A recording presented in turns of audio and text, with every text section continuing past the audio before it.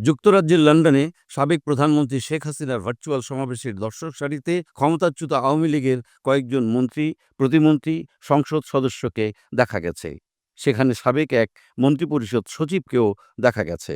সমাবেশের দর্শক সারিতে যাদের বসে থাকতে দেখা গেছে তাদের মধ্যে আছেন সাবেক মৎস্য ও প্রাণী সম্পদ মন্ত্রী আব্দুর রহমান, সাবেক প্রবাসী কল্যাণ ও বৈদেশিক কর্মসংস্থান প্রতিমন্ত্রী শফিকুর রহমান চৌধুরী, সাবেক সংসদ সদস্য হাবিবুর রহমান হাবিব, সাবেক মন্ত্রিপরিষদ সচিব কবির বিন আনোয়ার। ৯ ডিসেম্বর ইস্ট লন্ডনের ইমপ্রেশন ভেন্যু হলে যুক্তরাজ্য আওয়ামী লীগের আয়োজনে শেখ হাসিনার ভার্চুয়াল সমাবেশ হয়। আওয়ামী লীগ সরকারের পতনের পর লন্ডনের এই সমাবেশে প্রথমবারের মতো প্রকাশ্যে দেখা গেল আব্দুর রহমান, শফিকুর রহমান চৌধুরী, হাবিবুর রহমান হাবিব ও কবির বিন আনোয়ারকে। আওয়ামী লীগের সভাপতিমণ্ডলীর সদস্য আব্দুর রহমান ফরিদপুর ১ আসনের সংসদ সদস্য ছিলেন।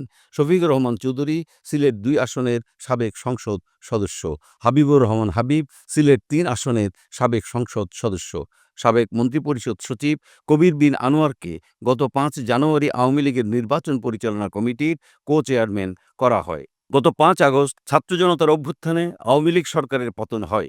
শেখ হাসিনা দেশ ছেড়ে ভারতে চলে যান। তিনি ভারতে অবস্থান করছেন। সরকার পতনের পর আওয়ামী লীগের বেশিরভাগ মন্ত্রী, সংসদ সদস্য, নেতাকর্মী আত্মগোপনে চলে যান। অনেকে দেশ ছেড়ে পালিয়েছেন বলে ধারণা করা হয়। এর মধ্যে গতকাল লন্ডনে শেখ হাসিনার ভার্চুয়াল সমাবেশে আব্দুর রহমান, শফিকুর রহমান চৌধুরী, হাবিবুর রহমান হাবিব ও কবির বিন আনোয়ারকে দেখা গেল। দেশে তাদের বিরুদ্ধে একাধিক মামলা রয়েছে। দুর্নীতি দমন কমিশনের আবেদনের পরিপ্রেক্ষিতে গত ১ অক্টোবর কবির বিন আনোয়ার ও তার স্ত্রী তৌফিকা আহমেদের দেশ ত্যাগে নিষেধাজ্ঞা দেন আদালত।